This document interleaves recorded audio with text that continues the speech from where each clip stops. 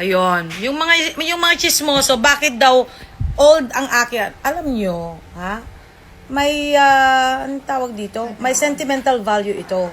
Dala-dala ko ito lagi. Okay? Ito yung kapanahonang panilimahong. Pero ang silbi niya, pinagpapatungan ko na lang ng mga kung anik-anik.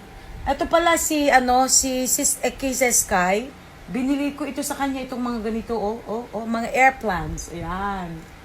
So, Sis Ekise Sky, sa buong buhay niya na hindi naman talaga siya kumakanta, kinantahan niya ako ng happy birthday kanina. Of all those people na, bumati sa akin, siya lang yung talagang kinantahan talaga ako live. Uy, biglang nawala. Bigla tuloy, mamaya ko na ayusin. Nagsihulugan na tuloy. Nahulog-hulog. Ilagay ko na lang dyan. Nagsihulugan na tuloy. Diba? So, sabi niya, kahit hindi ako kumakanta, sister, I really had to do my best para kanta kita. Nagulat ako. Andito ako, nagbe-breakfast ako. Tapos bigla niya akong tinawagan, live, as in video call. Tapos bigla akong kinantahan. Kasi in-invite kami nung debut ng kanyang anak. Sabi ko, sister, pasensya na kita.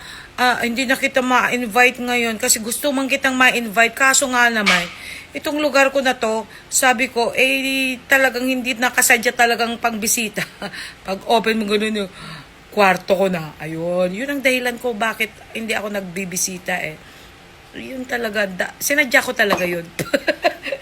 Sinadya ko yun para hindi ako magpabisita.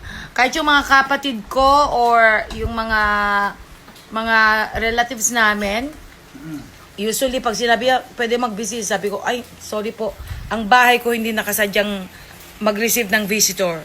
At least, I use that as a reason.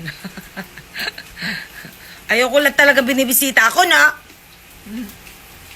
Ngayon, alam nyo na.